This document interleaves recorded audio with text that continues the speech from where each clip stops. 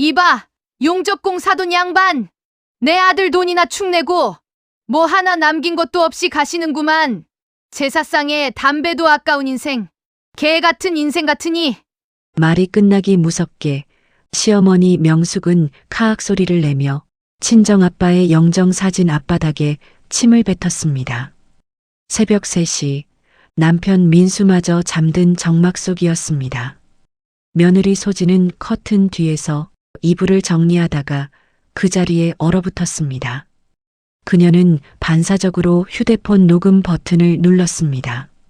명숙이 담배에 불을 붙이는 라이터 소리와 다시 한번 침을 뱉는 소리가 선명하게 녹음되었습니다.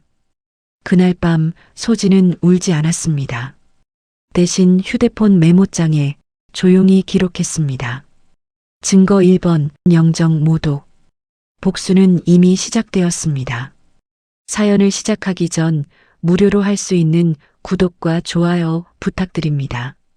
어디서 듣고 계신지 댓글을 남겨주시면 그곳으로 행운이 닿을 수 있도록 염원하겠습니다. 새벽 5시 소진의 하루가 소리 없이 시작됐습니다.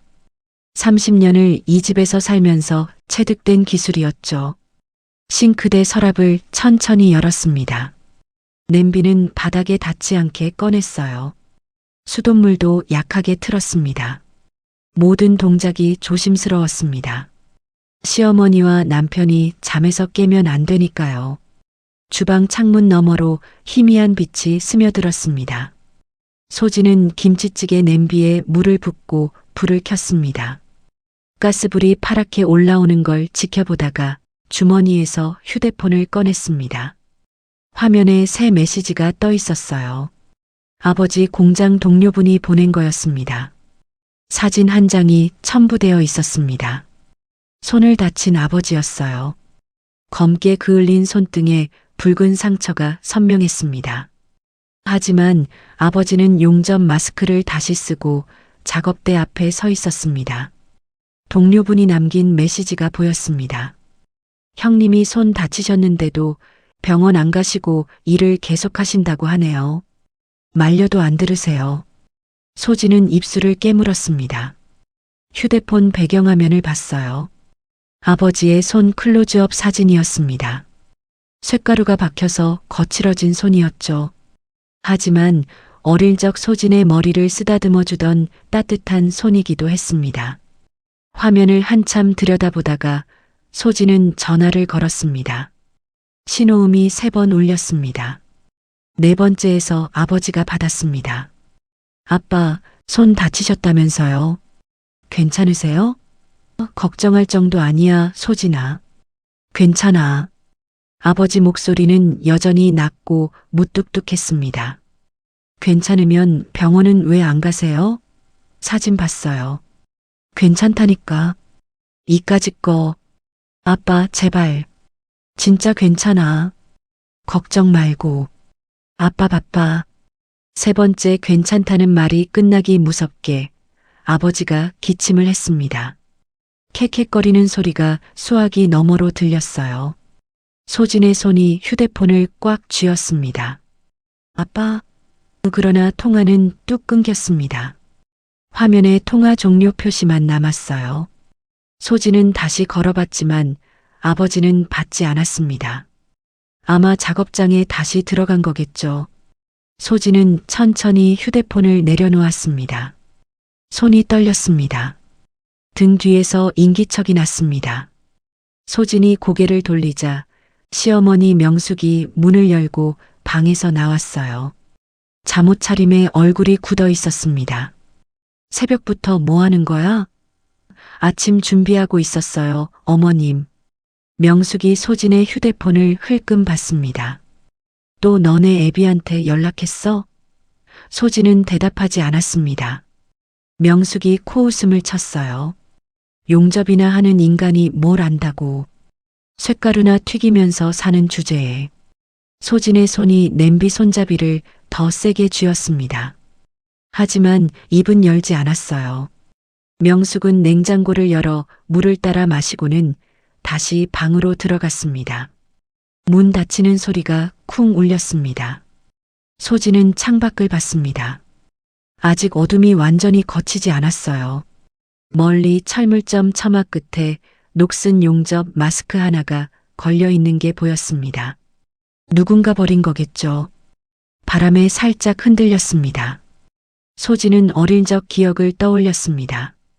퇴근한 아버지가 현관문을 열고 들어오던 모습이었어요.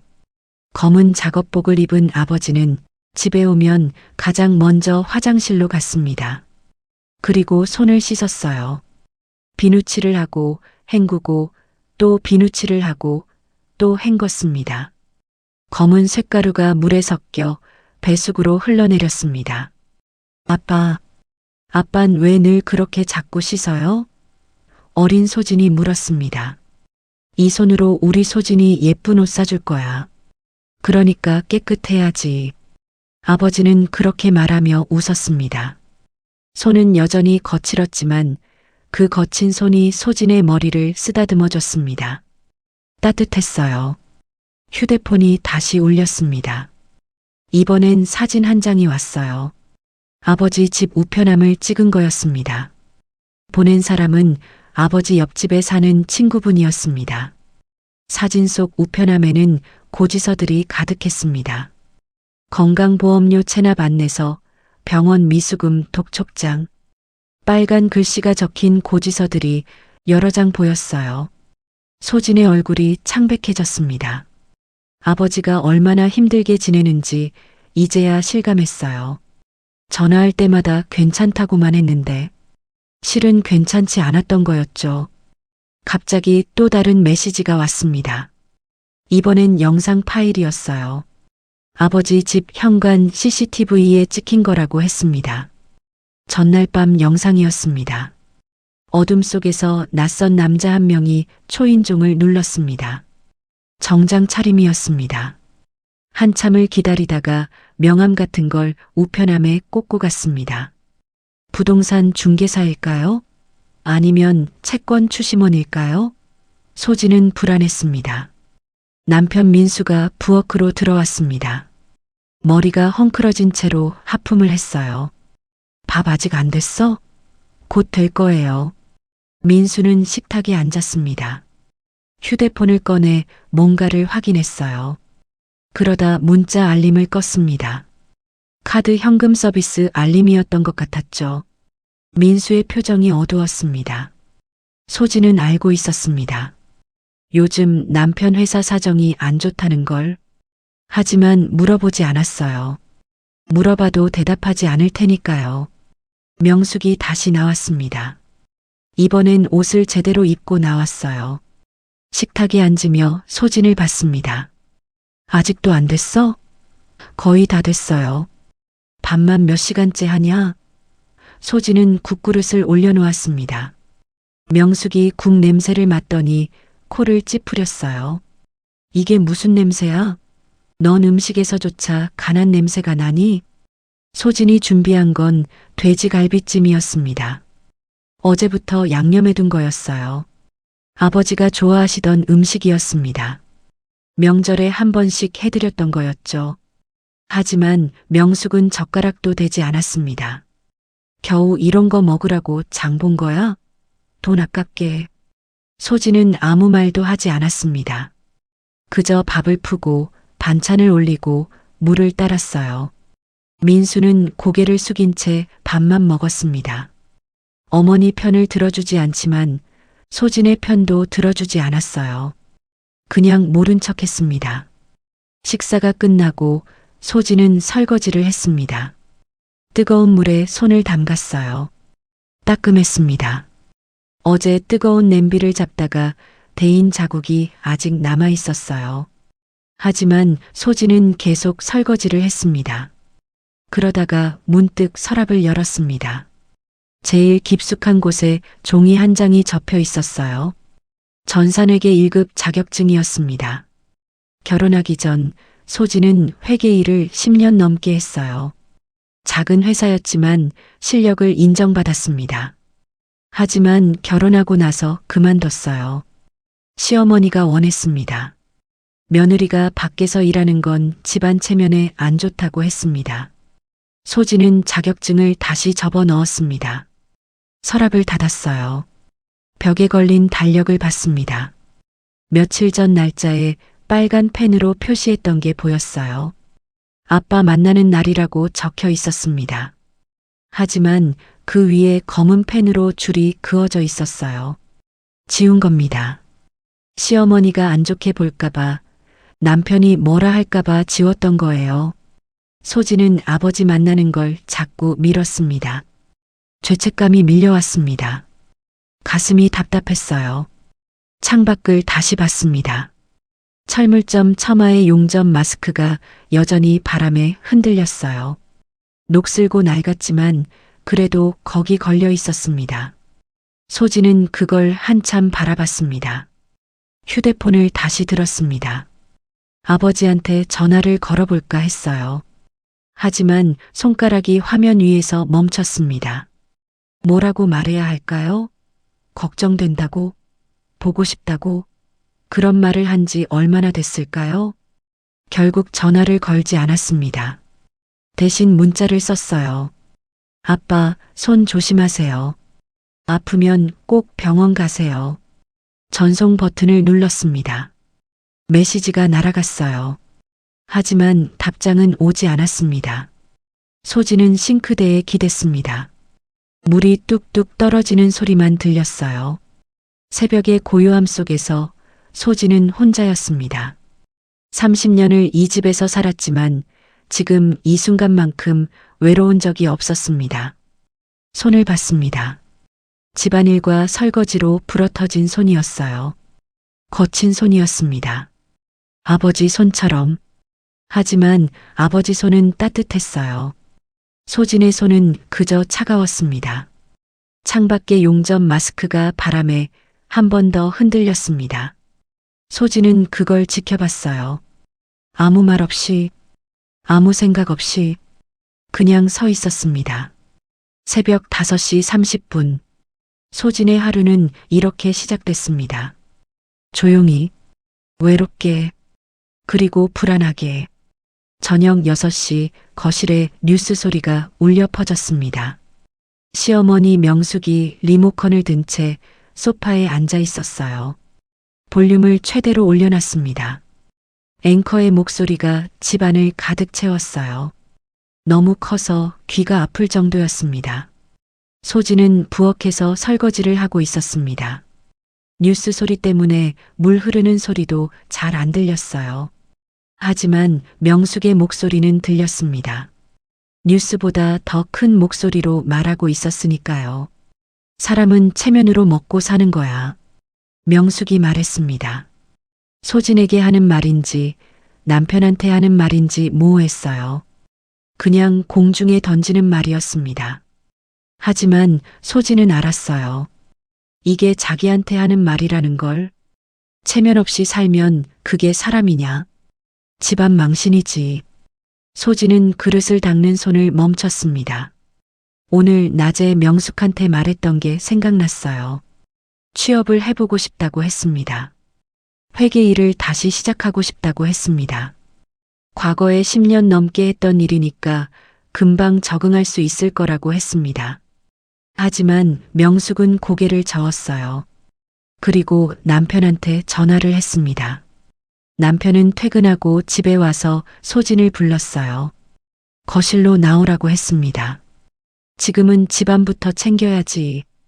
그거 할 때가 아니야. 남편 민수가 말했습니다. 소진을 쳐다보지도 않고 말했어요. 휴대폰만 들여다보면서 말했습니다. 여자가 밖에서 일하면 집안 망신이야. 우리 집에 며느리가 돈 벌러 나가야 할 만큼 어렵냐? 너 그렇게 한가 하니? 소진은 그게 아니라고 말하고 싶었습니다.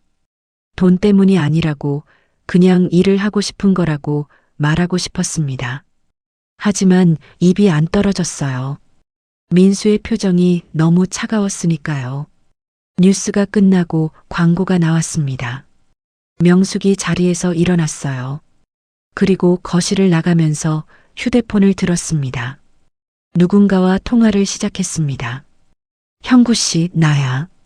형구, 소진은 그 이름을 어디서 들었던 것 같았어요. 명숙이 좁은 복도를 걸으면서 통화를 했습니다. 목소리가 점점 작아졌어요. 하지만 중간중간 단어들이 들렸습니다. 담보, 선순위, 서류. 소진은 귀를 기울였습니다. 하지만 명숙이 방문을 닫아버렸어요. 이제 아무것도 안 들렸습니다. 소진은 설거지를 마무리했습니다. 싱크대를 닦았어요. 수세미로 구석구석 닦다가 싱크대 아래 서랍을 열었습니다. 행주를 꺼내려고 했어요. 그런데 뭔가 이상했습니다. 서랍 안쪽 구석에 갈색 봉투가 하나 있었어요. 평소엔 없던 거였습니다. 소진은 주변을 살폈어요. 아무도 없었습니다. 남편은 방에 들어갔고 시어머니도 방에 있었습니다. 소진은 조심스럽게 봉투를 꺼냈습니다. 봉투 안에 서류가 들어 있었습니다. 등기부등본 사본이었어요. 소진의 아버지가 살고 있는 집 주소가 적혀 있었습니다. 하지만 이게 왜 여기 있는 걸까요? 누가 뽑아서 갖다 놓은 걸까요? 소진은 서류를 다시 넣고 봉투를 제자리에 놓았습니다. 손이 떨렸습니다. 불안했어요. 뭔가 진행되고 있었습니다. 자기 모르게 냉장고로 갔습니다. 물을 마시려고 냉장고 문을 열었어요. 냉장고 문에 가족 사진이 붙어 있었습니다. 자석으로 붙여놓은 거였어요. 몇 년 전에 찍은 사진이었습니다. 세 식구가 함께 찍은 거였어요. 시어머니, 남편, 그리고 소진. 사진을 자세히 봤습니다. 모두 카메라를 보고 있었어요. 웃고 있었습니다. 하지만 명숙만 달랐습니다. 명숙만 정면을 뚫어지게 응시하고 있었습니다. 웃고 있지만 눈은 웃지 않았어요. 섬뜩했습니다. 소진은 물을 마시고 냉장고 문을 닫았습니다. 밤 10시 소진은 침대에 누워 있었습니다. 남편은 옆에서 자고 있었어요. 코를 골고 있었습니다. 소진은 잠이 안 왔어요. 계속 생각이 났습니다. 갈색 봉투, 전화통화, 형구라는 이름. 휴대폰을 들었습니다. 인터넷 뱅킹 앱을 열었어요. 남편 통장을 확인했습니다. 비밀번호는 알았어요. 결혼기념일이니까요. 통장을 봤습니다. 잔액이 별로 없었어요. 그리고 며칠 전에 소액이 입금되어 있었습니다. 10만 원. 메모에 이름이 적혀 있었어요. 형구. 소진은 숨이 막혔습니다. 형구. 시어머니가 통화하던 그 사람. 그 사람이 왜 남편한테 돈을 보낸 걸까요? 휴대폰을 내려놓았습니다. 천장을 봤어요. 어둠 속에서 천장 무늬가 흐릿하게 보였습니다. 소진은 눈을 감았습니다. 하지만 잠은 오지 않았습니다. 다음 날 아침 소진은 일찍 일어났습니다. 남편보다 먼저 일어나서 거실로 나왔어요. 카톡을 확인했습니다. 가족 단체방이 있었어요. 시어머니, 남편, 소진. 3명이 들어있는 방이었습니다. 어젯밤에 메시지가 여러 개 왔었습니다. 소진이 자는 동안 온 거였습니다. 명숙이 보낸 메시지가 보였습니다. 사진 한 장이 첨부되어 있었어요. 소진 아버지 사진이었습니다. 공장에서 일하는 모습을 찍은 것 같았어요. 어디서 구한 걸까요? 명숙이 쓴 글이 보였습니다. 사돈은 이렇게 살아. 평생 쇳가루나 뒤집어 쓰고 우리하고는 다른 세상 사람이지. 그 아래 남편이 보낸 이모티콘이 보였어요. 웃는 얼굴 이모티콘이었습니다. 소진의 손이 떨렸습니다. 휴대폰을 꽉 쥐었어요. 화면이 흐려졌습니다. 눈물이 차올랐어요. 하지만 울지 않았습니다. 눈물을 참았습니다. 메시지를 지우고 싶었습니다. 하지만 지우지 않았어요. 그냥 뒀습니다. 증거로 아침을 준비했습니다. 밥을 하고 국을 끓이고 계란을 부쳤어요. 모든 게 기계적이었습니다. 생각 없이 손만 움직였어요. 설거지를 하다가 손을 댔습니다. 뜨거운 물이 손등에 튀었어요. 빨개졌습니다. 따끔거렸어요. 소진은 찬물을 틀어 손을 씻었습니다. 또 흘렸냐? 명숙이 부엌에 들어왔습니다. 소진의 손을 봤어요. 조심성도 없어? 그러니까 집안일도 제대로 못하지. 소진은 대답하지 않았습니다. 그저 물을 계속 틀어놓고 손을 식혔어요. 명숙이 냉장고를 열고 우유를 꺼내 마셨습니다. 그리고 나갔습니다. 소진은 물을 잠갔습니다. 손을 봤어요. 대인 자국이 선명했습니다. 아팠어요. 하지만 참았습니다. 오후에 남편 방을 청소했습니다. 침대를 정리하고 바닥을 쓸고 책상을 닦았어요. 책상 서랍을 정리하다가 뭔가 보였습니다. 서랍 안쪽에 작은 봉투가 있었어요. 약봉투였습니다. 꺼내서 봤습니다. 수면제 처방전이 함께 들어 있었습니다. 최근에 받은 거였어요. 일주일 전이었습니다. 남편이 수면제를 먹고 있었습니다. 소진은 몰랐습니다. 남편은 말하지 않았어요. 약봉투를 다시 넣었습니다. 서랍을 닫았어요. 그리고 청소를 계속했습니다. 저녁 식사 시간이었습니다. 세 식구가 식탁에 앉았어요. 밥을 먹었습니다. 아무도 말하지 않았어요. 숟가락 부딪히는 소리만 들렸습니다. 명숙이 입을 열었습니다. 내일 은행 좀 가봐야겠어. 민수가 고개를 들었어요. 무슨 일이세요? 집 문제 좀 정리하려고. 소진이 귀를 기울였습니다. 집 문제? 무슨 말일까요? 어머니가 알아서 하시면 돼요. 민수가 말했습니다. 더 이상 묻지 않았습니다. 소진도 묻지 않았어요. 물어봐도 대답 안 해줄 거니까요. 식사가 끝나고 소진은 설거지를 했습니다. 그릇을 닦으면서 생각했어요.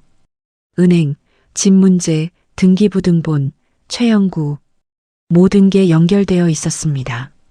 하지만 어떻게 연결되어 있는지 몰랐어요. 불안했습니다. 뭔가 일어나고 있었어요. 자기 집에서 자기 모르게. 밤이 깊어갔습니다. 소진은 다시 침대에 누웠어요. 남편은 이미 자고 있었습니다. 수면제를 먹었을 거예요. 깊이 잠들어 있었습니다. 소진은 천장을 봤습니다. 어둠 속에서 숨을 쉬었어요. 조용히, 천천히, 그리고 결심했습니다. 알아내야겠다고. 무슨 일이 벌어지고 있는지, 자기 집을, 자기 삶을 지켜야겠다고. 눈을 감았습니다. 하지만 여전히 잠은 오지 않았어요. 오후 2시 소진의 휴대폰이 울렸습니다. 모르는 번호였어요. 소진은 잠시 망설이다가 전화를 받았습니다. 여보세요? 소진 씨 맞으시죠? 저 아버님 공장 동료 김철수입니다. 목소리가 급했습니다. 숨이 찬 것 같았죠? 네, 안녕하세요. 지금 큰일 났어요. 형님이 쓰러지셨어요. 소진의 심장이 멈췄습니다. 네, 아버지가요? 작업 중에 갑자기 쓰러지셨어요. 지금 응급실로 가는 중이에요. 서울대병원이에요. 빨리 오세요. 전화가 끊겼습니다. 소진은 멍하니 서 있었습니다. 손이 떨렸어요. 휴대폰이 바닥에 떨어질 뻔했습니다. 정신을 차렸습니다. 가방을 집어들었어요. 신발을 신었습니다. 현관문을 열려는데 문득 지갑이 생각났습니다. 지갑을 꺼내 확인했습니다. 현금이 거의 없었어요. 교통카드를 꺼냈습니다. 잔액을 확인했죠. 3,000원. 병원까지 가기엔 모자랐습니다. 편의점으로 달려갔습니다. 교통카드를 충전했어요. 10,000원을 넣었습니다. 그리고 버스 정류장으로 뛰어갔습니다.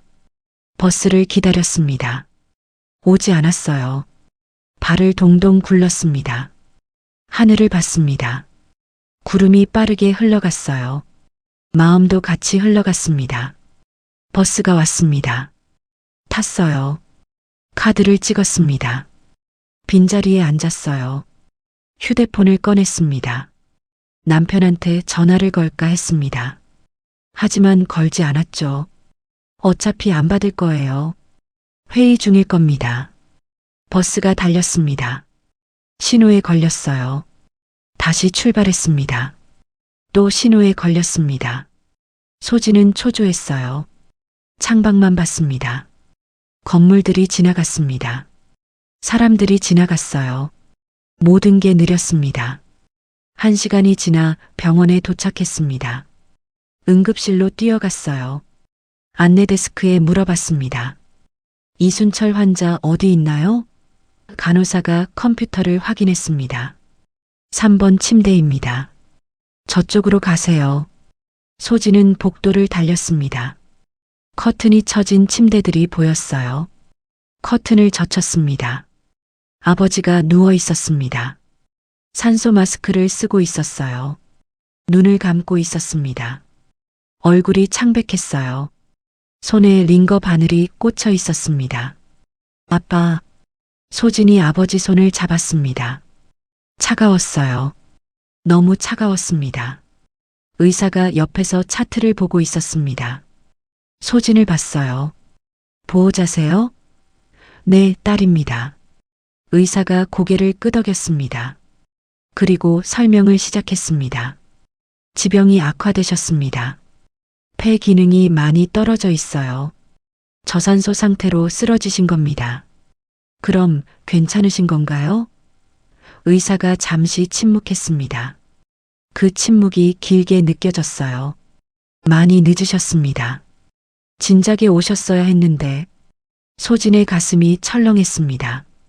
무조건 입원은 해야 하시고 경과를 봐야 합니다. 지금은 의식이 있지만 말씀은 어려우실 거예요. 의사가 나갔습니다. 소진은 아버지 옆에 앉았어요. 손을 꽉 잡았습니다. 아빠, 소진이에요. 들리세요? 아버지의 눈이 천천히 떠졌습니다. 소진을 봤어요. 입술이 움직였습니다.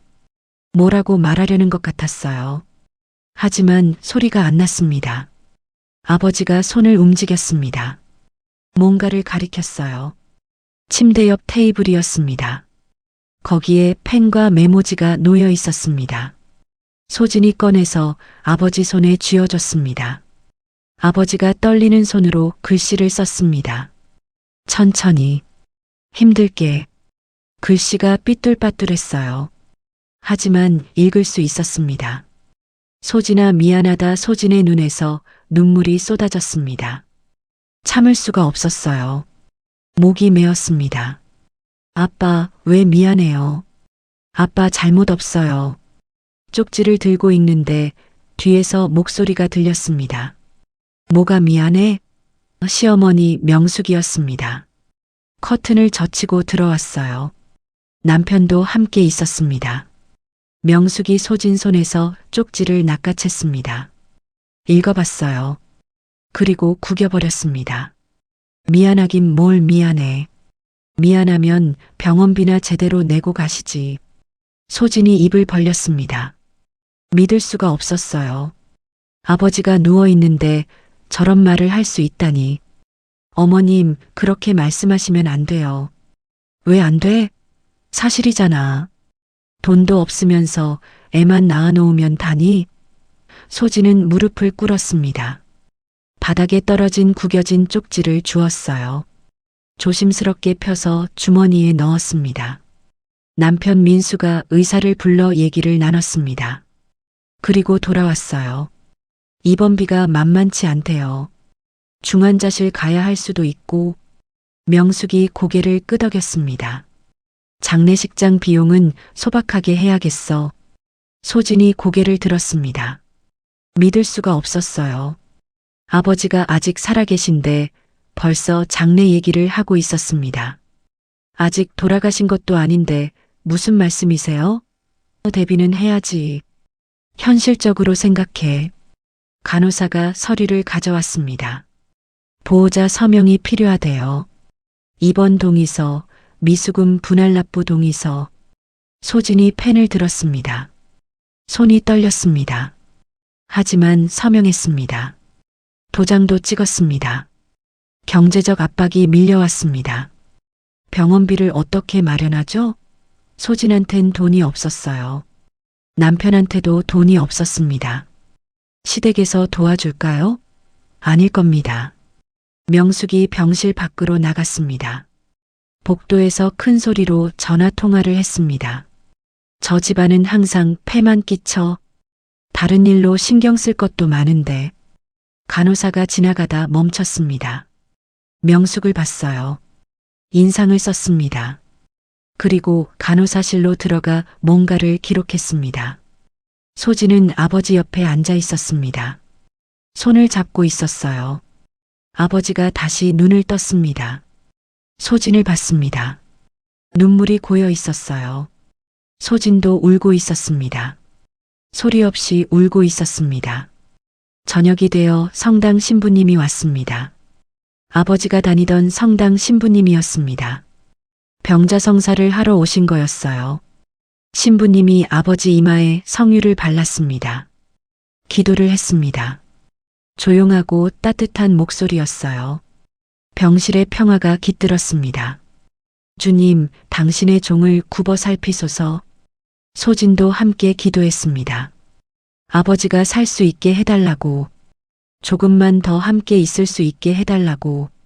신부님이 나갔습니다. 소진에게 손을 얹어줬어요. 힘내세요. 주님이 함께 하실 겁니다. 밤이 깊어갔습니다. 의사가 다시 왔어요. 심각한 표정이었습니다. 중환자실로 옮겨야 할 것 같습니다. 상태가 좋지 않아요. 병원비가 얼마나 드나요? 하루에 100만 원 정도는 예상하셔야 합니다. 명숙이 끼어들었습니다.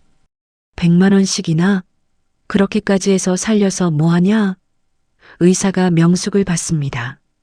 표정이 굳었습니다. 아무 말 없이 나갔어요. 간호사실로 들어갔습니다. 사고 보고서를 작성하기 위해서였어요. 소진은 복도 벤치에 앉았습니다. 아버지 작업복이 비닐봉지에 담겨 있었습니다. 공장에서 가져온 거였어요. 소진이 봉지를 열었습니다. 작업복 냄새를 맡았습니다. 쇳가루 냄새가 났습니다. 기름 냄새가 났어요. 땀 냄새가 났습니다. 아버지 냄새였습니다. 작업복 주머니에 장갑이 들어 있었습니다. 용접 장갑이었습니다. 가죽으로 된 두툼한 장갑이었어요. 손가락 부분이 까맣게 탔습니다. 소진이 장갑을 꺼내 움켜쥐었습니다. 이 장갑으로 아버지는 쇠를 잡았습니다. 뜨거운 쇠를 잡았습니다. 그리고 용접을 했어요.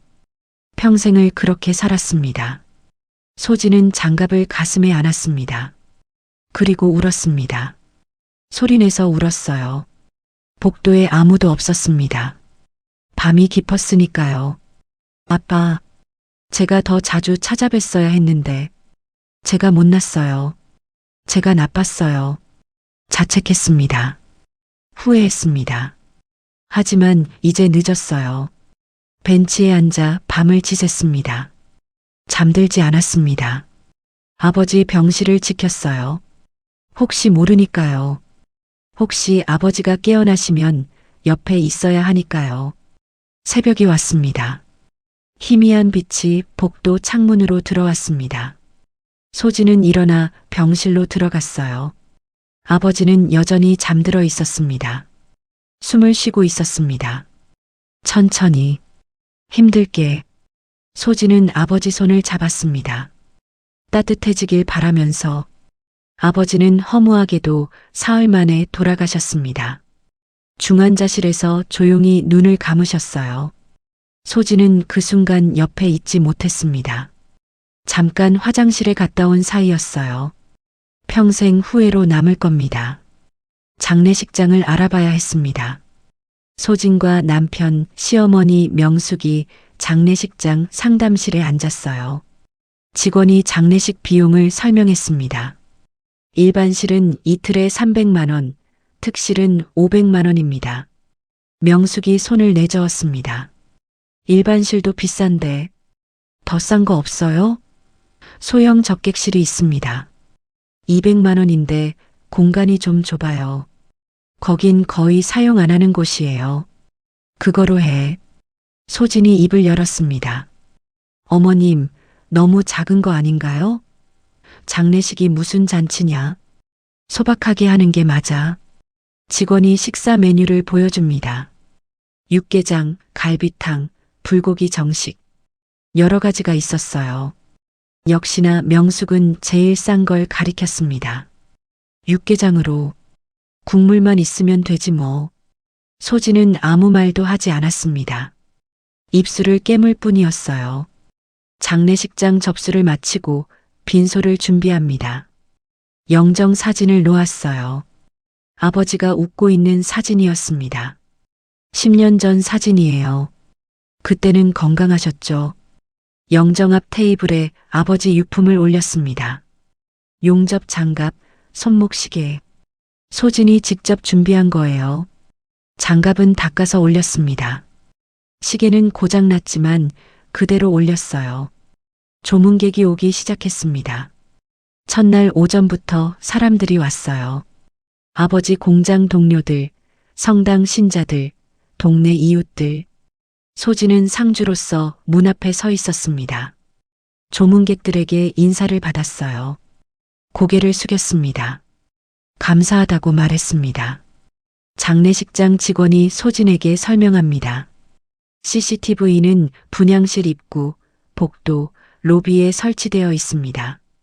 다만 접수대 쪽은 개인정보 보호 문제로 정확히 촬영되지는 않습니다. 네, 알겠습니다. 소진은 고개를 끄덕였습니다. 접수대엔 부의금 명부가 놓여 있었어요. 조문객들이 이름과 금액을 적는 장부였습니다. 소진이 직접 관리하고 있었어요. 회계 일을 했던 습관이 남아 있었죠. 이름, 금액, 시간을 꼼꼼히 체크했습니다. 오후에 성당 신부님이 오셨습니다. 작은 미사를 올려주셨어요. 분향실에서 조용히 기도했습니다. 노동은 인간의 품위입니다. 고인은 평생 손으로 일하며 가족을 사랑하셨어요. 신부님 말씀이 소진 가슴에 와닿았습니다. 아버지 삶이 그랬어요. 손으로 일했습니다.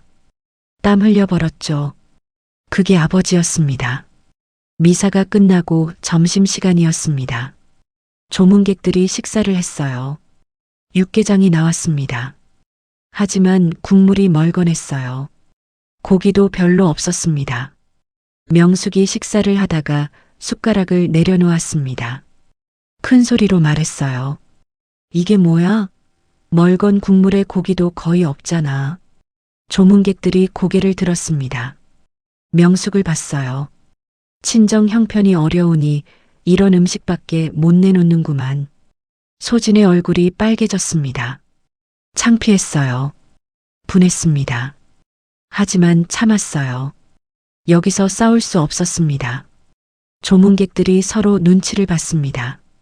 숟가락을 내려놓는 사람도 있었어요. 분위기가 싸늘해졌습니다. 주방에서 음식을 돕던 아주머니가 나왔습니다. 장례식장 직원이었어요. 명숙이 그 아주머니에게도 큰 소리를 쳤습니다. 이런 음식으로 손님 대접하나? 장례식장이 이래도 돼? 아주머니가 당황했습니다. 고개를 숙였어요. 죄송합니다. 주문하신 메뉴가 그거라서요. 뭐, 내가 이런 걸 주문했어? 소진이 끼어들었습니다. 어머님이 육개장으로 하신 거예요. 명숙이 소진을 노려봤습니다. 네가 제대로 확인을 제대로 했어야지. 이게 뭐냐고. 소진은 더 이상 대꾸하지 않았습니다. 분향실로 들어갔어요. 아버지 영정 앞에 앉았습니다. 눈물이 났지만 참았어요. 조문객들 앞에서 울 수 없었습니다. 저녁이 됐습니다. 조문객이 줄어들었어요. 밤 10시가 넘으면 거의 없었습니다. 소진은 분향실에 남아 아버지를 지켰어요. 밤 11시쯤 밖에서 인기척이 들렸습니다. 주차장 쪽이었어요. 소진이 창문으로 봤습니다. 검은 세단이 서 있었어요. 운전석에 누가 앉아 있었습니다. 실루엣만 보였어요. 얼굴은 안 보였습니다. 차가 10분쯤 있다가 떠났습니다. 이상했어요. 왜 주차장에서 그렇게 서 있었을까요? 접수대로 갔습니다. 부의금 명부를 확인했어요. 오늘 온 조문객들 명단이었습니다. 이름을 하나하나 읽어봤어요. 금액도 확인했습니다. 명부를 보던 중 접수대 직원이 다가왔습니다. 젊은 여자 직원이었어요. 상주님, 말씀드릴 게 있어요. 뭔가요? 아까 누가 몰래 명부를 슬쩍 봤어요. 소진이 놀랐습니다. 누가요? 정장 입은 남자분이었어요. 그런데 조문하러 온 것 같진 않았어요. 그냥 명부만 보고 가셨어요. 나이 드신 분이었어요. 50대쯤? 소진은 생각했습니다. 누구일까요? 왜 명부를 봤을까요? 분향실로 돌아왔습니다. 의자에 앉아 잠깐 눈을 붙였어요. 피곤했습니다. 사흘 동안 제대로 못 잤어요. 새벽 2시쯤 소진은 잠에서 깼습니다. 목이 말랐어요. 물을 마시러 일어나려는데 인기척이 들렸습니다. 분향실 문이 열렸습니다. 명숙이 들어왔어요. 술 냄새가 났습니다. 비틀거렸어요. 취했습니다. 소진은 가만히 앉아 있었습니다. 명숙이 영정 사진 쪽으로 걸어갔어요. 천천히 비틀거리며 영정 앞에 섰습니다. 사진을 봤어요.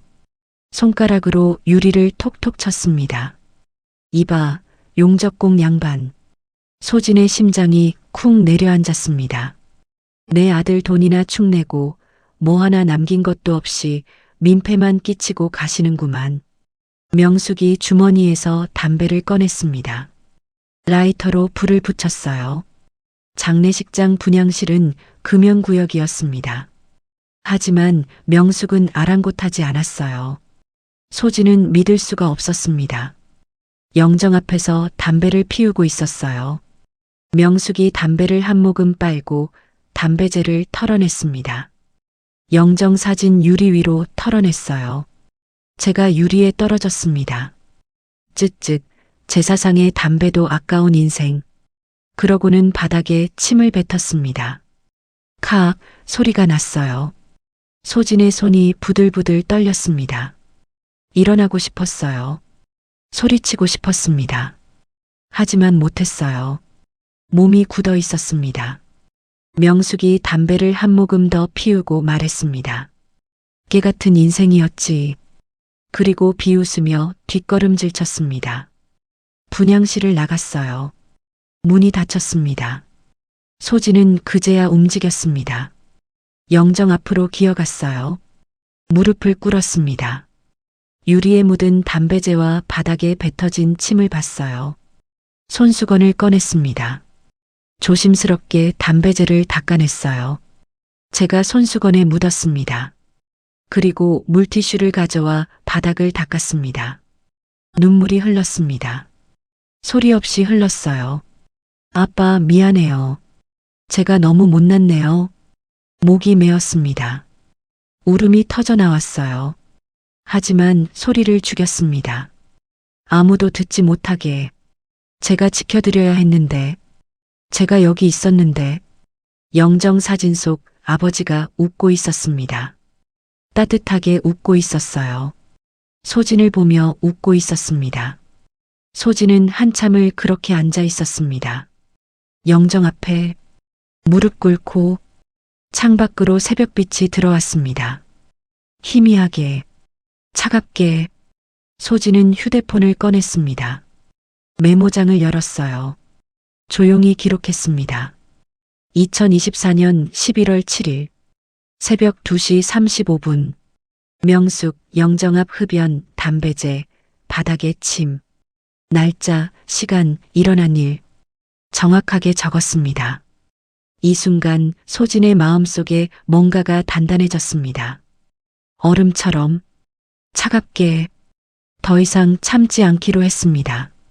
더 이상 당하지 않기로 했어요. 복수를 결심했습니다. 조용히, 확실하게. 손이 떨렸습니다. 하지만 이제 두려움의 떨림이 아니었어요. 분노의 떨림이었습니다. 영정 사진을 봤습니다. 아버지가 여전히 웃고 있었어요. 소진도 웃었습니다. 차갑게 웃었어요. 아빠, 제가 끝까지 지킬게요. 아빠의 품위를. 조문이 끊긴 밤 11시, 분향실 조명이 절전 모드로 바뀌었습니다. 어두워졌어요. 소진은 의자에 앉아 명부를 정리하고 있었습니다.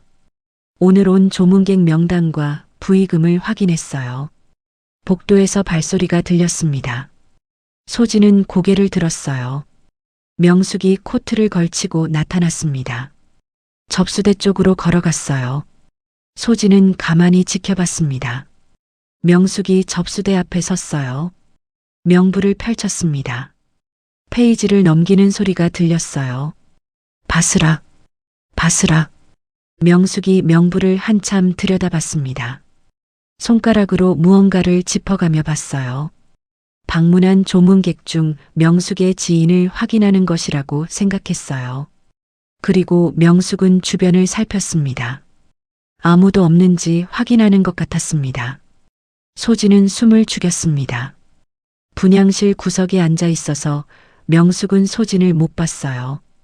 소진만 명숙을 볼 수 있었습니다. 명숙이 부의금 봉투 더미를 만졌습니다. 하나하나 들여다봤어요. 특정 봉투를 찾는 것 같았습니다. 소진은 화장실에 가려고 자리를 떴습니다. 복도로 나갔어요. 화장실 다녀오는데 10분 정도 걸렸습니다. 돌아와서 접수대를 확인했습니다. 뭔가 이상했어요.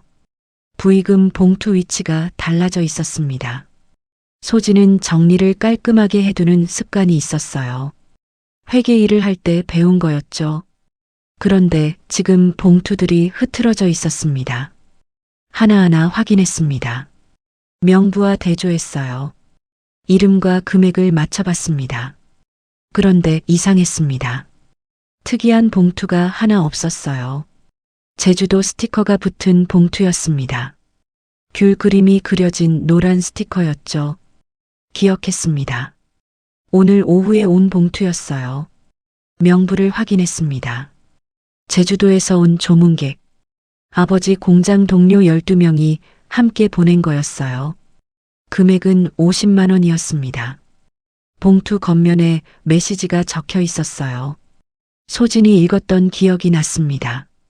형님, 저희가 받은 은혜 이것밖에 못 갚아 정말 죄송합니다. 고마운 마음이 담긴 글이었어요. 아버지가 공장에서 후배들을 많이 도와주셨나 봐요. 그래서 12명이 십시일반 모은 거였습니다. 그런데 그 봉투가 없었습니다. 소진은 주변을 뒤졌습니다. 혹시 떨어졌나 싶어 바닥도 봤어요. 없었습니다. 명부를 다시 봤습니다. 금액을 전부 더해봤어요. 회계 감각이 살아났습니다. 계산이 빨랐어요. 그리고 실제 봉투 개수를 셌습니다. 하나, 둘, 셋. 천천히 셌어요. 7개가 부족했습니다. 제주도 봉투 하나만 없는 게 아니었어요. 7개가 없었습니다. 가슴이 철렁했습니다. 도난당한 거예요. 누가 가져간 겁니다. 복도 CCTV를 확인하고 싶었습니다. 하지만 지금은 밤이라 직원이 없었어요. 내일 아침에 물어봐야 했습니다. 주차장으로 나갔습니다. 쓰레기통을 확인했어요. 혹시 버린 게 있나 싶어서였습니다. 쓰레기통을 뒤졌습니다. 휴지, 담배꽁초, 음료수 캔. 여러 가지가 나왔어요. 그런데 ATM 영수증이 하나 보였습니다. 출금 영수증이었어요. 시간을 봤습니다. 오늘 밤 10시 40분. 바로 조금 전이었습니다. 금액은 40만 원이었습니다. 누가 출금한 걸까요? 이 시간에 영수증을 주머니에 넣었습니다. 증거로 남겨뒀어요. 분향실로 돌아왔습니다. 명부를 다시 펼쳤어요. 금액 합계를 정확히 계산했습니다. 전체 부의금은 700만 원이었어요. 하지만 실제 봉투에 든 돈은 600만 원밖에 안 됐습니다. 100만 원이 사라진 거예요. 소진은 사실을 적어뒀습니다. 메모장에 기록했어요. 날짜, 시간, 사라진 봉투 개수, 금액 차이. 전부 적었습니다. 복도 끝에 큰 거울이 있었습니다. 소진은 그 거울을 봤어요. 거울에는 복도가 비춰졌습니다. 접수대 일부도 보였어요. 아까 명숙이 접수대에 있을 때 혹시 거울에 비쳤을까요? 소진은 그 각도를 확인했습니다. 서보고 앉아보고 움직여 봤어요. 거울에 손이 비쳤습니다. 접수대에서 뭔가를 짚는 손동작이 보일 수 있는 각도였어요. 결정적인 증거는 아니지만 간접 증거는 될 수 있었습니다. 새벽이 되어 당직 직원이 나타났습니다. 밤새 순찰을 도는 직원이었어요. 소진에게 다가왔습니다. 상주님, 이거 드릴 게 있어요. 직원이 프린트된 종이 한 장을 내밀었습니다. 어젯밤에 찍힌 건데요. 혹시 필요하실까 싶어서요. 사진을 봤습니다. 분향실 입구 CCTV에 찍힌 스틸 이미지였어요. 명숙이 담배를 물고 라이터를 켜는 장면이었습니다. 왜 주시는 거예요? 노인분이 영정 앞에서 담배 피우시는 거 봤어요. 저희도 규정상 경고해야 하는데 상중이라. 그래도 이건 아닌 것 같아서요. 혹시 몰라 스틸컵 뽑아놨습니다. 필요하시면 직원 진술서도 써드릴 수 있어요. 소진은 직원에게 고맙다고 말했습니다. 이미지를 받아 가방에 넣었어요. 중요한 증거였습니다. 아침이 됐습니다. 조문객이 다시 왔어요. 둘째 날이었습니다. 소진은 자리를 지켰어요. 명부를 관리했습니다. 봉투를 확인했어요. 점심시간에 장례식장 직원에게 물어봤습니다. 어젯밤 복도 CCTV 확인할 수 있나요? 무슨 일 있으세요? 확인하고 싶은 게 있어서요. 직원이 사무실로 안내했습니다. 모니터 앞에 앉았어요. 영상을 되돌렸습니다. 어젯밤 10시부터 확인했어요. 10시 30분쯤 명숙이 복도를 걷는 모습이 나왔습니다. 코트를 입고 있었어요. 접수대 쪽으로 갔습니다. 접수대는 CCTV 사각지대였습니다. 손동작은 안 보였어요. 하지만 명숙이 접수대에 오래 머무는 건 확인됐습니다. 10분 넘게 서 있었어요. 그리고 복도 끝 거울을 확대했습니다. 거울에 비친 모습을 봤어요. 흐릿했습니다. 하지만 손이 보였어요. 뭔가를 짚는 손동작이 보였습니다. 봉투 같은 걸 안주머니로 넣는 것 같았어요. 완벽한 증거는 아니었습니다. 하지만 정황상 충분했어요. 소진은 영상을 USB에 복사해달라고 했습니다. 직원이 복사해줬습니다. USB를 받아 가방에 넣었습니다. 분향실로 돌아왔습니다. 명부 페이지 모서리를 접었어요. 표시를 해뒀습니다. 훼손 흔적이 있다는 증거로 남기려는 거였어요. 나중에 법적으로 문제가 되면 보여줄 수 있었습니다.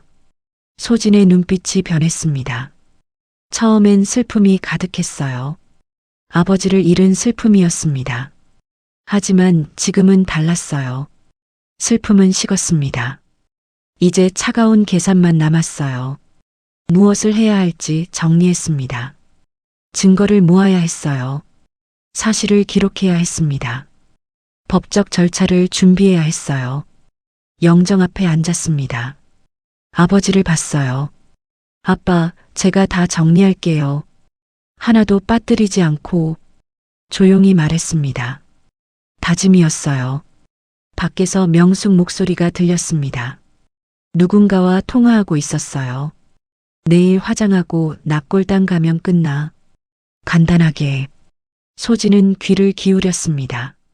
명숙은 장례를 빨리 끝내고 싶어 했어요. 귀찮아 보였어요. 하지만 소진은 서두르지 않았습니다. 천천히 준비했어요. 증거를 하나씩 쌓아갔습니다. 명부를 다시 펼쳤습니다.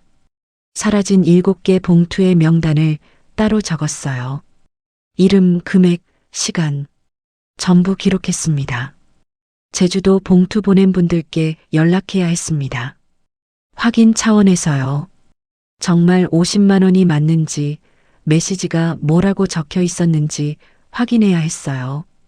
휴대폰을 꺼냈습니다. 제주도 지인 연락처를 찾았어요. 아버지 공장 동료 중 한 명이었습니다. 문자를 보냈습니다. 안녕하세요. 어제 보내주신 부의금 잘 받았어요. 감사합니다. 혹시 봉투에 뭐라고 적으셨는지 기억나세요? 답장이 왔습니다. 형님께 받은 은혜 갚는다고 적었어요. 저희 12명이 모아서 50만 원 보냈어요. 소진은 답장을 캡처했습니다. 증거로 남겼어요. 모든 게 맞아떨어졌습니다. 명숙이 가져간 게 확실했어요. 밤이 깊어갔습니다. 소진은 잠들지 않았어요. 영정 옆에 앉아 있었습니다. 아버지를 지켰어요. 그리고 생각했습니다. 어떻게 복수할지, 어떻게 되갚을지, 차갑게, 확실하게, 법적으로. 새벽빛이 들어왔습니다. 소진의 얼굴을 비췄어요. 표정이 단단했습니다. 흔들림이 없었어요. 이제 진짜 시작입니다. 장례 셋째 날 오전, 소진은 영정 앞 테이블을 정리하고 있었습니다. 아버지 유품을 가지런히 놓았어요. 용접 장갑, 손목시계. 아버지가 평생 사용하신 물건들이었습니다. 시계줄이 낡아서 풀어져 있었습니다. 소진이 조심스럽게 펼쳐서 시계 옆에 놓았어요. 반짝이는 은색 줄이었습니다. 세월의 흔적이 묻어 있었죠. 뒤에서 발소리가 들렸습니다. 명숙이었어요. 테이블 앞으로 다가왔습니다. 시계줄을 봤어요. 그리고 발로 밀었습니다. 시계줄이 바닥으로 떨어졌습니다. 철커덕 소리가 났어요. 시계줄이 끊어졌습니다. 고리가 부러지는 소리였어요. 또 작지만 선명한 소리였습니다. 에휴 그지 냄새. 명숙이 내뱉었습니다. 소진의 심장이 쿵 내려앉았습니다. 무릎을 꿇고 시계줄을 주었어요. 손이 떨렸습니다. 끊어진 고리를 만져봤어요. 다시 연결할 수 없었습니다. 부러졌어요. 눈물이 차올랐습니다. 하지만 참았어요. 울면 안 됐습니다. 여기서 무너지면 안 됐어요. 조리실로 갔습니다. 조문객들 식사 준비를 도와야 했어요. 큰 솥에 국이 끓고 있었습니다. 소진이 국자로 저으려는데 명숙이 따라왔습니다. 솥뚜껑을 봤습니다. 코를 찌푸렸어요. 개밥 냄새 나네. 그리고 솥뚜껑을 손으로 쳤습니다. 큰 소리가 났어요. 뚜껑이 흔들리며 국물이 튀었습니다. 소진의 손등에 뜨거운 국물이 튀었어요. 소진이 비명을 지르며 손을 움켜쥐었습니다. 뜨거웠어요. 화끈거렸습니다. 조문객들이 돌아봤습니다. 조리실 안이 조용해졌어요. 모두 멈춰섰습니다. 장례식장 직원이 달려왔습니다. 소진의 손을 확인했어요. 괜찮으세요? 얼른 물로 씻어야 해요. 직원이 소진을 세면대로 데려갔습니다. 찬물을 틀었어요. 손을 씻겼습니다. 붉게 부어올랐습니다. 이건 사고로 보고해야 해요. 어머님이 일부러 그러신 거잖아요. 직원이 사무실로 가서 사고 보고서를 작성했습니다. 시간, 장소, 상황 전부 기록됐어요. 소진은 분향실로 돌아왔습니다. 손이 아팠어요. 하지만 참았습니다.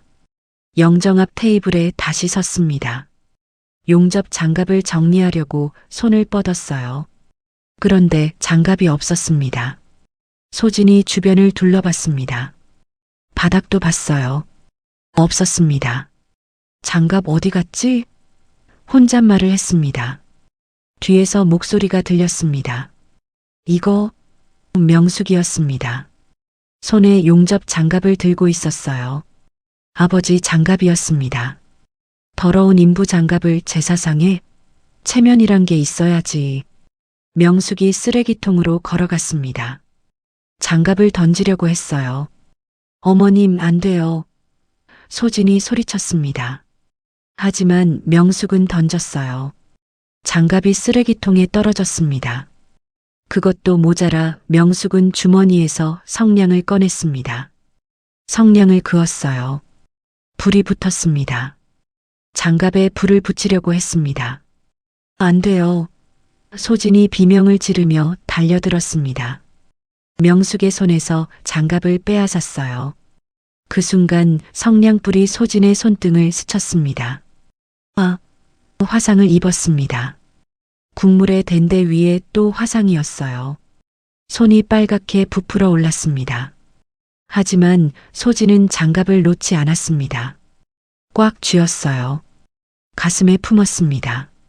장갑 끝부분이 살짝 그을렸어요. 검게 탔습니다. 어머니, 대체 왜 이러세요? 왜 저희 아버지 물건을 이렇게 대하시는 거예요? 소진이 울먹였습니다. 명숙이 코웃음을 쳤습니다. 이게 물건이라고? 이건 그냥 쓰레기지. 직원들이 지켜보고 있었습니다. 누군가 또 사고 보고서를 작성할 거예요. 물리적 폭력 시도, 상주에게 화상 입힘, 전부 기록될 겁니다. 소진은 화장실로 갔습니다. 문을 잠갔어요. 세면대에 손을 씻었습니다. 차가운 물이 화상 부위를 식혀줬어요. 거울을 봤습니다. 눈이 충혈되어 있었어요. 얼굴이 창백했습니다. 하지만 눈빛은 흔들리지 않았습니다. 단단했어요. 장갑을 봤습니다. 그을린 부분을 만져봤어요. 아버지 손때가 묻은 장갑이었습니다. 절대 버릴 수 없었어요. 로비로 나갔습니다. 명숙이 누군가와 통화하고 있었어요. 스피커폰으로 통화했습니다. 목소리가 들렸어요. 형구야, 담보선순위 확인했어? 형구, 중개사였습니다. 소진이 들었던 그 이름이에요. 네, 확인했어요. 명의만 확인되면 바로 진행 가능해요. 좋아. 서류 준비해놔. 소진은 휴대폰을 꺼냈습니다. 녹음 앱을 실행했어요. 녹음을 시작했습니다. 명숙의 목소리가 녹음됐습니다. 집 문제는 내가 처리할 거야. 걱정 마. 통화가 끝났습니다. 소진은 녹음을 멈췄어요. 파일 이름을 바꿨습니다. 증거 6. 담보공모 음성 파일. 휴대폰 보이스 레코더 목록을 봤습니다. 파일이 여러 개 쌓여 있었어요. 증거 1, 증거 2, 증거 3. 차곡차곡 쌓이고 있었습니다. 오후에 남편 민수에게 카톡이 왔습니다. 남편이 화장실 간 사이에 휴대폰을 식탁에 놓고 갔습니다. 화면에 메시지가 떴습니다. 형구라는 이름이었어요. 대출 내일 진행 가능해요. 서류만 준비하시면 돼요. 소진은 숨이 막혔습니다. 남편도 연루되어 있었어요. 어머니와 함께 일을 진행하고 있었습니다. 남편이 돌아왔습니다. 소진은 아무렇지 않은 척했어요. 휴대폰을 보지 않은 척했습니다. 하지만 속으로는 기억했습니다. 전부 기억했어요. 저녁이 됐습니다. 화환이 몇 개 더 도착했어요. 리본에 보낸 사람 이름이 적혀 있었습니다. 소진은 화환 리본을 하나하나 확인했습니다. 이름을 읽어봤어요. 그런데 오탈자가 있는 화환이 하나 있었습니다. 이름 철자가 틀렸어요. 부의금 명부를 확인했습니다. 같은 이름을 찾았어요. 철자가 비슷한 이름. 그 사람이 부의금도 보냈을 겁니다. 명부를 뒤적였습니다. 찾았어요. 하지만 그 이름 옆에 금액이 없었습니다. 지워진 흔적이 있었어요. 소진은 확신했습니다. 이 사람이 보낸 부의금도 사라졌어요. 7개 중 하나였습니다. 분양실에서 시어머니와 남편이 대화하고 있었습니다. 소진은 문 뒤에서 엿들었어요. 집 문제는 내가 처리한다고 했잖아. 명숙의 목소리였습니다. 어머니 말씀대로 할게요. 민수의 목소리였어요. 너가 무슨 말을 할 수 있어? 그냥 가만히 있어. 네, 어머니. 소진은 주먹을 쥐었습니다. 남편은 아무것도 하지 않았어요. 그냥 시키는 대로 했습니다. 중립인 척하지만 사실은 어머니 편이었어요. 밤이 깊어갔습니다. 소진은 영정 앞에 앉았어요. 아버지를 봤습니다. 아빠, 이 사람들이 아빠한테 이러고 있어요. 아빠 유품도 망가뜨리고 부의금도 훔치고 집도 가져가려고 해요. 조용히 말했습니다. 눈물이 흘렀어요. 제가 다 막을게요. 하나도 안 넘겨줄게요. 손에 쥔 용접 장갑을 봤습니다. 그을린 자국이 선명했어요. 소진은 이 장갑을 액자에 넣을 겁니다. 시계와 함께, 아버지 쪽지와 함께, 증거로도 남기고 유품으로도 남길 겁니다. 새벽까지 잠들지 않았습니다. 생각했어요. 계획했습니다. 준비했어요. 변호사를 만나야 했습니다. 법적 절차를 시작해야 했어요. 더 이상 지체할 수 없었습니다. 창밖으로 새벽빛이 들어왔습니다. 소진은 일어섰어요. 영정에 절을 했습니다. 아빠, 오늘부터 시작할게요. 제대로. 얼굴을 씻었습니다. 옷을 갈아입었어요. 가방을 챙겼습니다. 증거 파일들을 정리했습니다. USB, 녹음 파일, 사진, 문자 캡처 모두 폴더에 넣었어요. 그리고 밖으로 나갔습니다. 법률사무소를 찾아갔어요. 이제 반격의 시간이었습니다. 장례가 끝난 다음 날 이소진은 아버지 집으로 갔습니다. 방을 정리해야 했어요. 유품을 정리해야 했습니다.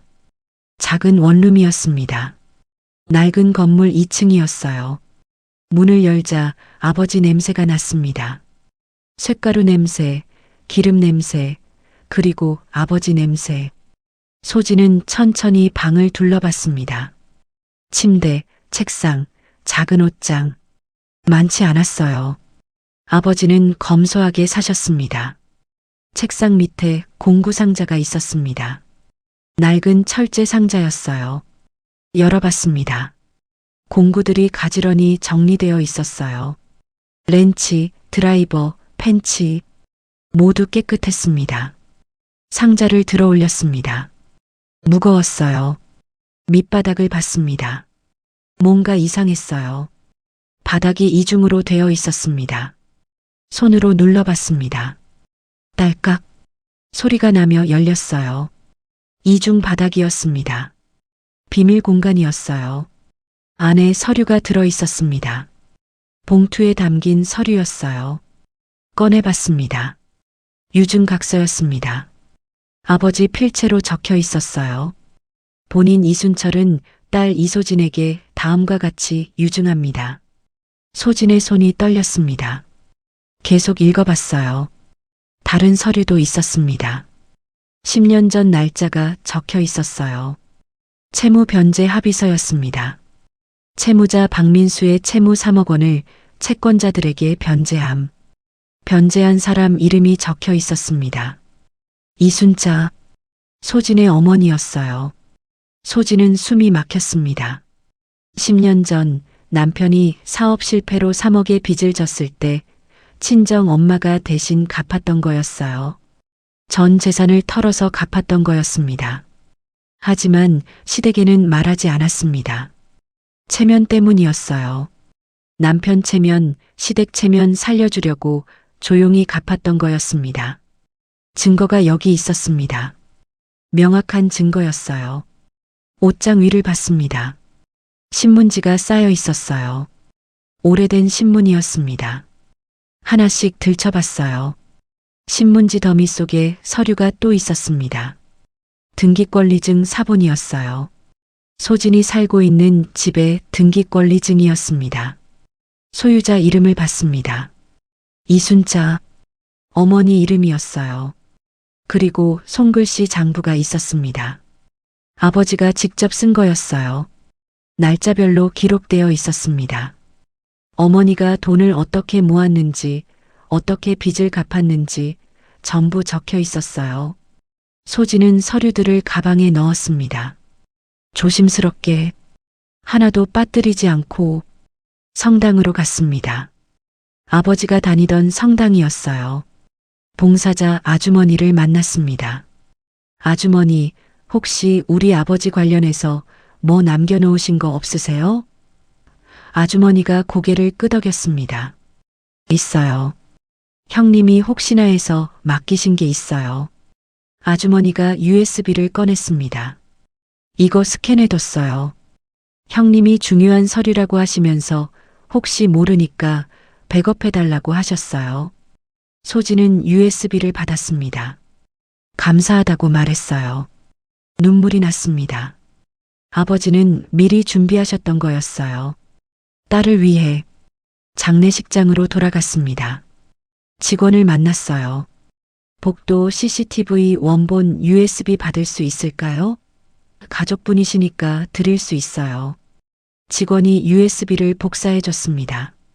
원본 파일이었어요. 편집되지 않은 원본이었습니다. 소진은 USB를 받아 가방에 넣었습니다.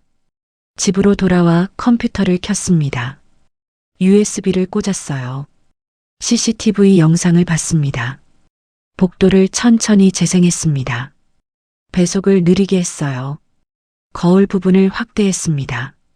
거울에 비친 명숙의 손이 보였습니다. 흐릿했지만 보였어요. 봉투를 짚는 손동작이었습니다. 안주머니에 넣는 동작이었어요. 결정적 증거였습니다. 완벽하진 않았지만 충분했어요. 주차장 ATM 영수증도 다시 봤습니다. 시간을 확인했어요. 명부 확인 시간대와 일치했습니다.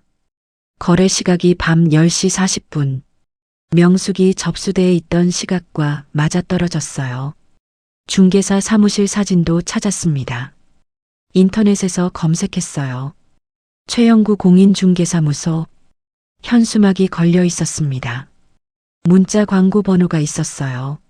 남편 휴대폰에 온 번호와 같았습니다. 모든 게 연결됐습니다. 퍼즐이 맞춰졌어요. 법률사무소를 검색했습니다. 여성 변호사를 찾았어요. 리뷰를 봤습니다. 가족법 전문 변호사, 장유정 변호사, 40대 여성이었어요. 예약을 했습니다. 내일 오전 10시. 다음 날 법률사무소로 갔습니다. 건물 3층이었어요. 문을 열고 들어갔습니다. 변호사가 반갑게 맞아줬습니다. 앉으세요. 어떤 일로 오셨어요? 소진은 가방에서 서류들을 꺼냈습니다. 하나하나 펼쳐 놓았어요. 등기권리증, 채무 변제 합의서, CCTV 영상, USB, 녹음 파일, 사진, 문자 캡처, 모든 증거를 보여줬습니다. 변호사가 천천히 확인했습니다. 서류를 읽었어요. 영상을 봤습니다. 녹음을 들었어요. 정말 대단하세요. 변호사가 감탄했습니다. 이건 완벽한 법적 방패였습니다.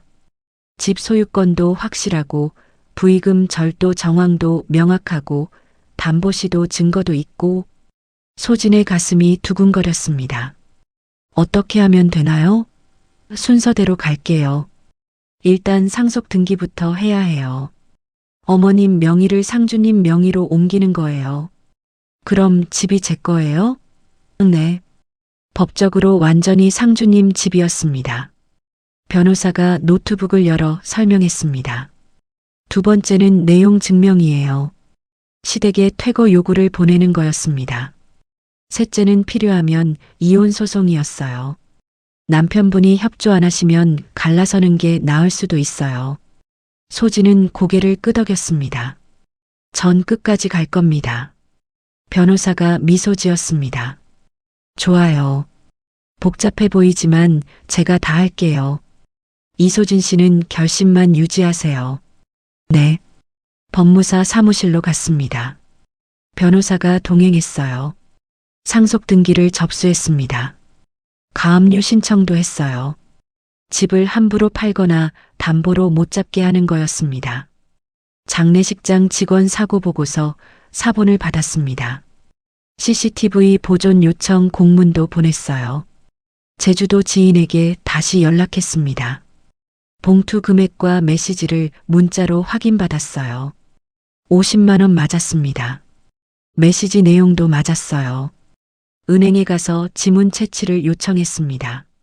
하지만 거절당했어요. 현실적으로 어려웠습니다. 변호사가 말했습니다. 괜찮아요. 지문 없어도 영상, 진술, 정황 증거로 충분해요. 이건 민사로 가면 이길 수 있어요. 내용 증명을 작성했습니다. 변호사가 초안을 만들어줬어요. 퇴거 요구, 부의금 반환 및 사과 요구, 담보행위 금지. 이 세 가지를 넣을게요. 중개사무소에도 경고 공문을 보냈습니다. 불법 담보행위 중단 요구. 필요하면 국토부와 지자체에 민원 넣겠다고 경고했어요. 남편에게도 서면을 보냈습니다. 아버지 빚 변제 내역 공개. 숨기면 법적 불이익 받을 거라고 경고했어요. 집으로 돌아왔습니다. 휴대폰이 울렸어요. 명숙이었습니다. 소진은 녹음을 켜고 전화를 받았습니다. 고함이었습니다. 첫 마디부터 고함이었어요. 감히 나한테 내용 증명을 보내? 걔가 집을 가져? 법적으로 제 집입니다. 어머님. 무슨 개소리야. 내 아들이 산 집이야. 아니요.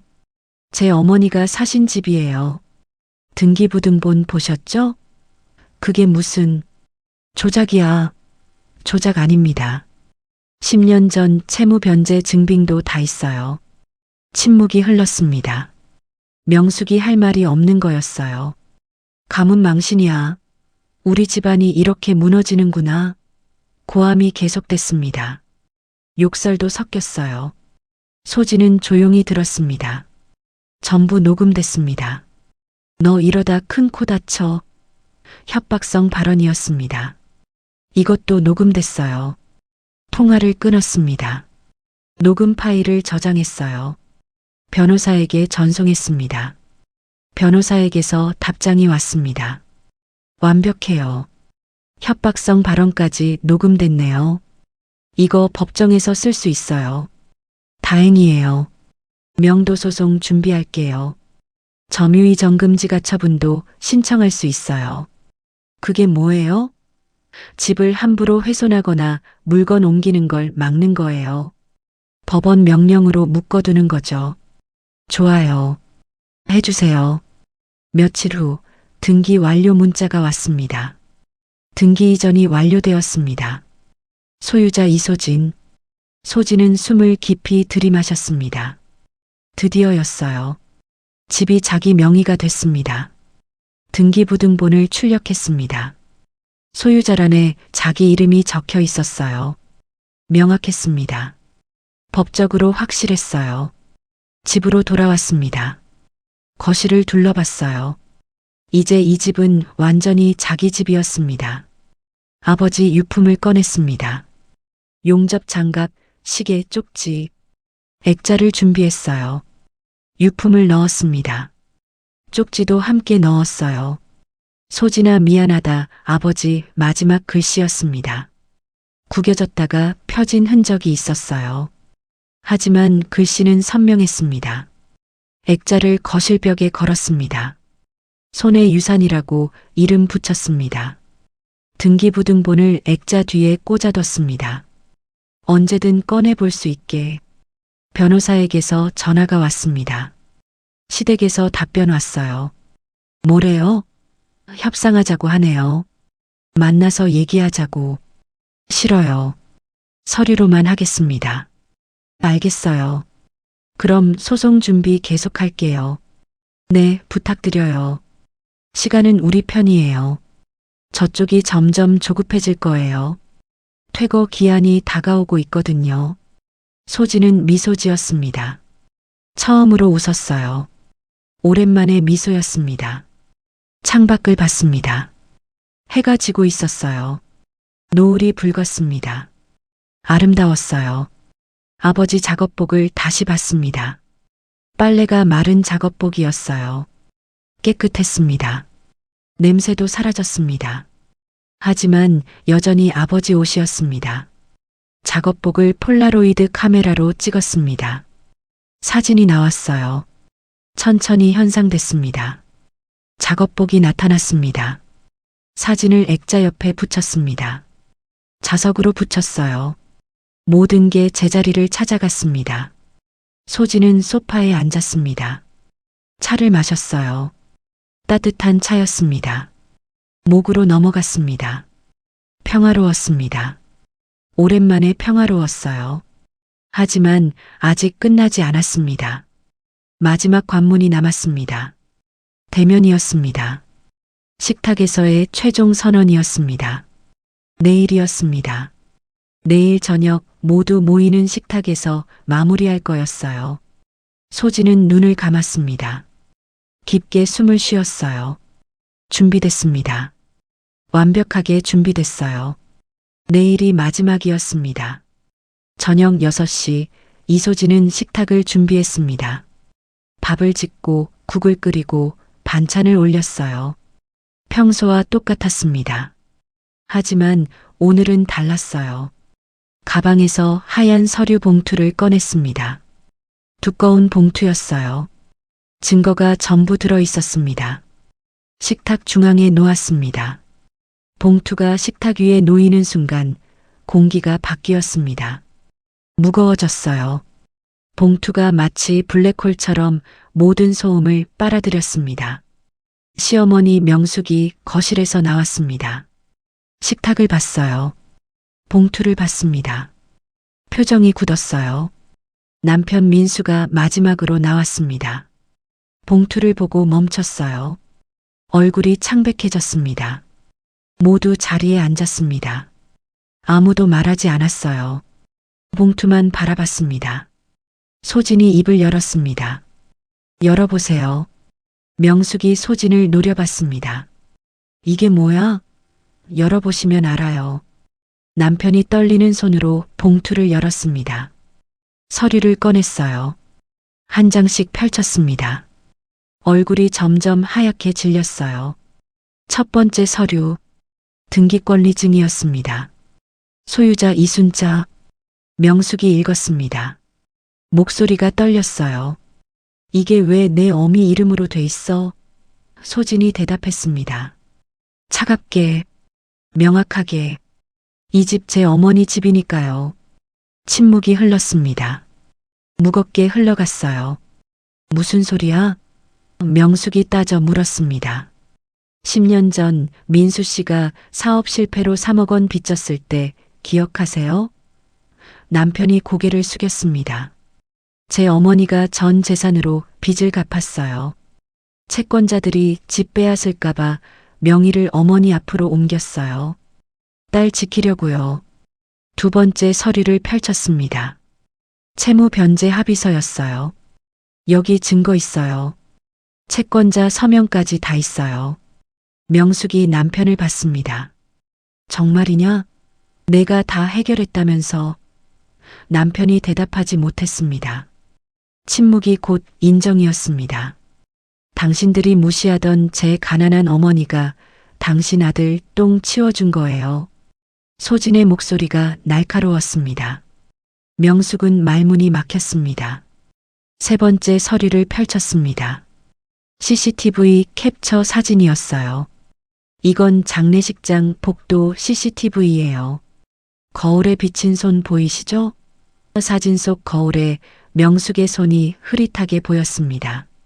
봉투를 집는 손이었어요. 부의금 700만 원 중에 100만 원이 사라졌어요. 7개 봉투가 없어졌어요. 명숙이 버럭 소리쳤습니다. 증거도 없으면서. 소진은 침착했습니다. 네 번째 서류를 꺼냈어요. 제주도에서 온 부의금 봉투 사진이에요. 노란 귤 스티커 기억하세요? 공장 동료 12명이 십시일반 모은 50만 원이요. 사진 속 봉투가 선명했습니다. 메시지도 읽혔어요. 이 봉투 지금 어디 있나요? 5번째 녹음 파일이었습니다. 소진이 휴대폰을 꺼냈어요. 재생 버튼을 눌렀습니다. 명숙의 목소리가 흘러나왔습니다. 형구야, 담보 선순위 확인했어? 네, 확인했습니다. 명의만 확인되면 바로 진행 가능합니다. 식탁이 조용해졌습니다. 숨소리만 들렸어요. 소진이 녹음을 멈췄습니다. 제 집을 담보로 대출받으려 하셨죠? 저 모르게요. 6번째 CCTV 스틸 이미지였습니다. 소진이 마지막 사진을 테이블에 던졌습니다. 명숙이 영정 앞에서 담배를 피우고 침을 뱉는 장면이 선명하게 찍혀 있었습니다. 이건 어떻게 설명하실 건가요? 모욕죄, 국민건강증진법 위반, 장내 업무방해까지. 변호사님이 법적 조치 전부 검토하셨어요. 완벽한 침묵이었습니다. 명숙은 할 말을 잃었습니다. 소진이 남편 민수를 바라봤습니다. 민수 씨, 당신은 이제 선택해야 해요. 저 사람들 편에 설 건가요? 아니면 30년 산 아내 편에 설 건가요? 민수의 얼굴이 하얗게 질렸습니다. 그는 어머니와 아내 사이에서 고개를 떨구다가 결국 명숙을 바라보며 말했습니다. 여보, 아무리 그래도 어머니셔. 당신이 너무 심했어. 어떻게 어머니를 법으로. 그렇군요. 소진은 기다렸다는 듯이 가방에서 또 다른 서류를 꺼냈습니다. 이혼 소송장이었습니다. 당신이 그럴 줄 알고 변호사님께 미리 준비해달라고 했어요. 뭐, 이혼? 민수가 놀라 소리쳤습니다. 그래, 이혼해. 어디서 감히. 민수의 선택에 힘을 얻은 명숙이 자리를 박차고 일어섰습니다. 이 집이 너네 어미 거면 뭐해. 내 아들 집이기도 해. 난 절대 못 나가. 명숙이 서류를 찢어발기려 했습니다. 소진이 휴대폰을 들었습니다. 112 통화 눌렀습니다. 어머님, 지금 이 순간부터 제 집에 무단 침입한 겁니다. 자진 퇴거 불응 및 폭행 시도로 신고하겠습니다. 뭐, 내가 감히 경찰을 불러? 이 불효시 같은 게. 명숙이 소진의 머리채를 잡으려 달려들었습니다. 그때 초인종이 울렸습니다. 명숙의 고함 소리에 놀란 이웃 주민이었습니다. 경찰도 거의 동시에 도착했습니다. 무슨 일이에요? 싸우는 소리가 다 들려요. 현관문이 열리자 이웃과 경찰관 2명이 엉망이 된 거실을 보게 되었습니다. 경찰관님, 이쪽입니다. 소진이 침착하게 등기부등본과 내용 증명, 그리고 방금 찍힌 폭행 시도 영상을 보여주었습니다. 이분들은 제 소유의 주택에 무단으로 점거 중이며 퇴거 요구에 불응하고 저를 폭행하려 했습니다. 경찰이 명숙을 제지했습니다. 어르신, 이 집은 이소진 씨 소유가 맞네요. 지금 당장 나가셔야 합니다. 계속 버티시면 현행범으로 체포될 수 있습니다. 뭐, 체포? 내가 뭘 잘못했는데. 명숙이 발악했습니다. 이웃들이 복도에 모여 수군거렸습니다. 세상에, 저 집이 며느리 집이었대. 평생 며느리 부려먹더니 쫓겨나네. 자신이 평생 관리했던 체면이 경찰과 이웃이 보는 앞에서 산산조각 났습니다. 명숙이 민수의 뺨을 내리쳤습니다. 다 너 때문이야. 이 등신 같은 놈. 내가 제대로 못하니까 내가 이 꼴을 당하잖아. 명숙은 경찰의 감시하에 낡은 보따리를 챙겨 쫓겨나듯 집을 나섰습니다. 남편 민수는 소진에게 버림받고 어머니에게 뺨을 맞으며 그 자리에 무너졌습니다. 소진이 마지막으로 서류를 내밀었습니다. 자진 퇴거 확인서였습니다. 서명하세요. 민수는 초점 없는 눈으로 서명했습니다. 열쇠를 모두 테이블에 올려놓고 비틀거리며 어머니의 뒤를 따라 나갔습니다. 문이 닫히고 집은 조용해졌습니다. 소진은 식탁에 앉아 떨리는 손을 감쌌습니다. 아빠, 제가 했어요. 이제 다 끝났어요. 하지만 이건 시작이었습니다. 집을 되찾은 다음 날부터 소진의 반격이 시작되었습니다. 첫 번째 대상은 중개사 최영구였습니다. 소진의 변호사가 최영구를 소환했습니다. 어머님, 저희가 담보 사기 공모 혐의로 고소장 접수 준비 중입니다. 녹취록은 확보했습니다. 최영구는 땀을 뻘뻘 흘리며 바로 명숙을 배신했습니다. 전부 명숙 씨가 시킨 겁니다. 자기는 아들 집에 권리가 있다면서. 이 문자 내역 좀 보세요. 전 억울합니다. 그는 명숙과의 모든 통화 녹음과 문자 내역을 넘겼습니다.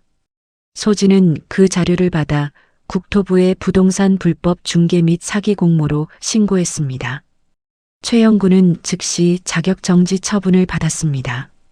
명숙은 공범의 배신으로 사기 미수 혐의까지 추가되었습니다. 두 번째 대상은 남편 민수였습니다. 이혼 법정이 열렸습니다. 민수는 명숙의 지시를 받고 이 집은 결혼 생활 중에 유지된 공동재산이라며 재산 분할을 청구했습니다. 소진은 조용히 증거를 제출했습니다. 재판장님, 이 집은 제 어머니 이순자님이 제게 유증한 특유재산입니다. 변호사가 덧붙였습니다. 또한 10년 전 피고 박민수가 진 사업비 3억 원을 원고 이소진의 어머니가 대신 변제해준 내역입니다. 이는 사실상 피고가 처가에 진 빚입니다. 법정은 뒤집혔습니다. 재판장은 민수의 재산분할 청구를 기각했습니다. 피고는 원고의 재산 형성에 기여한 바가 없으며 오히려 막대한 채무를 처가에 전가했습니다. 피고의 청구를 모두 기각합니다. 오히려 소진이 청구한 위자료가 인용되었습니다. 피고는 혼인 파탄에 주된 책임이 있는 유책 배우자로서 원고에게 지난 30년간의 정신적 고통에 대한 위자료를 지급하라. 민수는 집도, 돈도, 명예도 잃었습니다. 법정에서 망신을 당한 그는 빚쟁이가 되어 쫓겨났습니다. 등기부등본을 다시 출력했습니다. 소유자란에 이소진 이름이 선명했습니다. 모든 법적 절차가 끝났지만 한 가지가 남아 있었습니다. 아버지의 명예였습니다. 소진은 변호사를 통해 명숙에게 마지막 통보를 했습니다. 부의금 절도 혐의로 형사고소장 접수 직전입니다. 명숙 씨가 선택하세요. 감옥에 가시겠습니까? 아니면 단 한 번의 기회를 받으시겠습니까? 명숙은 빚더미에 앉은 아들과 함께 결국 무릎을 꿇었습니다. 며칠 후 아버지의 공장 앞이었습니다. 퇴근 시간이 되어 공장 동료들이 나오고 있었습니다. 저 멀리 명숙이 서 있었습니다. 초췌한 민수가 부축하고 있었습니다. 소진이 제주도에서 부의금을 보냈던 동료들을 불렀습니다. 무슨 일이야, 소진이? 소진이 명숙을 바라봤습니다. 명숙이 봉투 하나를 떨리는 손으로 내밀었습니다. 100만 원이었습니다. 저 고인의 부의금을 제가 잠시 똑바로 말씀하세요. 소진의 차가운 말에 명숙이 무너졌습니다. 그녀는 아버지의 동료들, 평생 쇳가루 냄새난다고 무시했던 그들 앞에서 고개를 숙였습니다. 제가 고 이순철님의 부의금 100만 원을 훔쳤습니다. 죄송합니다. 정말 죄송합니다. 아버지의 동료들이 경멸 어린 눈으로 그녀를 쳐다봤습니다. 체면으로 살던 여자의 마지막 사회적 사망 선고였습니다. 소진은 그 돈을 받았습니다. 이 돈은 아버지 이순철 이름으로 용접기능학교에 전액 기부하겠습니다. 동료들은 그제야 소진을 보며 고개를 끄덕였습니다. 등기 완료 문자가 다시 왔습니다. 최종 확인 문자였죠. 소진은 휴대폰을 내려놓았습니다. 거실벽에 걸린 손에 유산 액자를 봤습니다. 아버지의 용접 장갑과 구겨진 쪽지가 들어 있었습니다. 아빠, 미안할 거 없어요. 이제 다 끝났어요. 남편 민수와는 법적으로 완전히 갈라섰고 명숙은 아들과 함께 빚쟁이들에게 쫓기는 신세가 되었습니다. 소진은 성당에 갔습니다. 아버지를 위한 미사였습니다. 신부님이 강론을 했습니다. 괜찮다는 말은 버티라는 말이 아닙니다. 짐을 내려놓으라는 허락입니다. 소진은 조용히 눈물을 흘렸습니다. 평화로운 눈물이었습니다. 집을 돌아봤습니다. 온전히 자기 공간이었죠. 창틀을 새로 칠하고 누수를 잡고 조명을 바꿨습니다. 공간이 회복됐습니다. 집이 숨을 쉬었어요. 장례식장 직원과 변호사에게 감사 인사를 전했습니다. 모든 파일을 서랍 깊숙이 넣었습니다. 시간이 흘렀습니다. 5년 후 작은 사무실 문이 열렸습니다. 간판이 걸려 있었어요. 이소진 회계 컨설팅. 사무실 벽에 손에 유산 액자가 걸려 있었습니다. 손님이 찾아왔습니다. 40대 여성이었어요. 저도 30년을 참았는데요. 시댁에서 제 이름도 지워지고. 소진이 따뜻한 차를 건넸습니다. 용기는 갑자기 생기는 게 아니에요. 준비하다 보면 생겨요. 여성이 차를 받았습니다. 도와주실 수 있나요? 소진이 미소 지었습니다. 물론이죠. 제가 도와드릴게요. 노트북을 열었습니다. 새 파일을 만들었어요. 천천히 말씀해 주세요. 처음부터요. 벽에 용접 장갑 액자가 햇빛을 받아 반짝였습니다. 소진은 일했습니다. 자기 일을 했어요. 자기 사무실에서, 자기 이름으로. 퇴근길 소진은 하늘을 봤습니다. 별이 떴어요. 소진은 미소 지었습니다. 괜찮았습니다. 정말 괜찮았어요. 이제 자기 삶의 주인이니까요. 오늘 준비한 이야기는 여기까지입니다. 오늘의 이야기가 당신의 마음에 작은 울림을 드렸다면 앞으로도 당신의 나날에 잔잔한 위로가 될 이야기들로 찾아뵐 수 있도록 구독과 좋아요를 눌러주세요. 그리고 사연의 주인공을 위한 따뜻한 말씀도 댓글로 부탁드립니다. 당신의 오늘을 늘 응원합니다. 바람 같은 이야기였습니다.